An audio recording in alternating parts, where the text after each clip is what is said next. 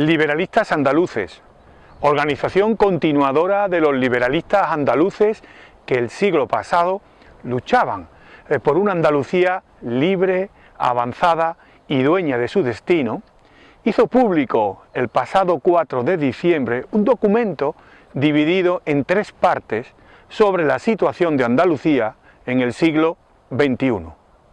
En este vídeo resumimos la primera de ellas, centrada en la historia de un pueblo milenario y en la preponderancia del ser andaluz, ese dominio del ser sobre el tener que nos caracteriza como pueblo. Hacía ya muchos años que nuestros antepasados se esforzaban en buscar el ser andaluz que rompía con todo lo establecido. Por eso nosotros, continuando su legado, iniciamos esta reflexión afianzándonos en una certeza. Para concebir el presente y diseñar el futuro, es imprescindible conocer el pasado. ¿Pueden influirnos ahora sucesos ocurridos en épocas lejanas? ¿Han moldeado nuestra actual forma de ser unos antepasados de los que nos separan siglos, costumbres, creencias? Aunque para comenzar nuestro análisis se hace ineludible una interrogante trascendental. ¿Es Andalucía un pueblo? ¿Existe un alma, un ser, un ideal colectivo? Desde comienzos del siglo XIX, insignes pensadores andaluces han laborado por definir el ser andaluz.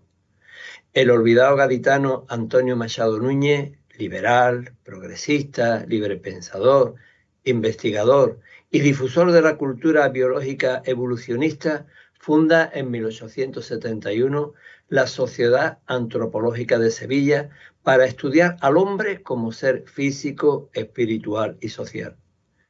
Poco antes de su muerte, nos dejó un acertado pensamiento. Uno de los grandes males que en los pasados y presentes tiempos han afligido a nuestra patria ha sido el espíritu de intolerancia política y religiosa de que estamos poseídos. Abordemos el estudio explicando brevemente nuestra historia. En el Neolítico surge la cultura de los millares, la argárica, el vaso campaniforme, enterramientos en dólmenes como el de Antequera, pinturas simbólicas y narrativas, junto a restos de cerámica y metalurgia que nos muestran una sociedad estratificada, organizada y desarrollada. Años después, y en palabras del arqueólogo Adolf Schulten, hacia el 1200 a.C., cuando el resto de la península ibérica y toda Europa yacían todavía en la oscuridad prehistórica, aparece en el sur de la península, en Andalucía, su región más rica, repentinamente como estrella resplandeciente, el nombre de Tarsis. Un pueblo culto, pacífico y civilizado. Sus conocimientos les llevan a un estadio más avanzado que el resto del occidente europeo. En ellos observamos el ser andaluz que pervive en el tiempo, progreso, humanidad y empatía. Posteriormente, el territorio pasa a llamarse Turdetania y luego, con la entrada del Imperio Romano, la Bética. Béticos son Séneca, Columela, Balbo y los emperadores Adriano y Trajano. Cuando Estrabón, coetáneo de Jesucristo, escribe su Geografía de Iberia, nos dice: a los turdetanos se les considera los más sabios de los íberos, pues no solo utilizan la escritura, sino que poseen crónicas y poemas de antigua tradición y leyes versificadas de 6000 años. A comienzos del siglo V penetra por el norte de la península un pueblo inculto y guerrero denominado visigodos. Aunque no consiguen apoderarse totalmente de la Bética, cuya costa mediterránea, ocupada por Bizancio, aún mantiene su cultura bético-romana hasta 2 siglos después. En una etapa oscura, la actual Andalucía protege su saber y sus conocimientos. A comienzos del siglo VIII, la religión musulmana entra en la Bética. De nuevo, el territorio cambia de nombre pasando a llamarse Al-Ándalus. Los cordobeses Averroes y Maimónides recuperan para la posteridad la doctrina aristotélica. El primero de ellos nos deja un pensamiento determinante. La ignorancia lleva al miedo, el miedo lleva al odio, el odio lleva a la violencia. Esa es la ecuación. La civilización andalusí domina la península hasta 1212. cuando la batalla de las Navas de Tolosa significa la invasión de la actual Andalucía, culminada en 1492.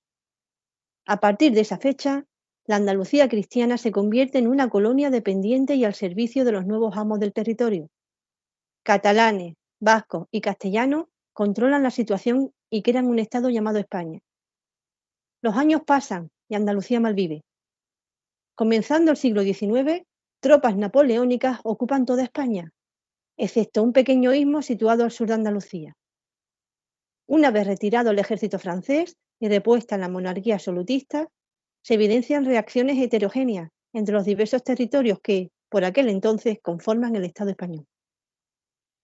Y esas distintas percepciones llevan a caminos y propuestas que, para nuestra desgracia, tienen escasa equivalencia.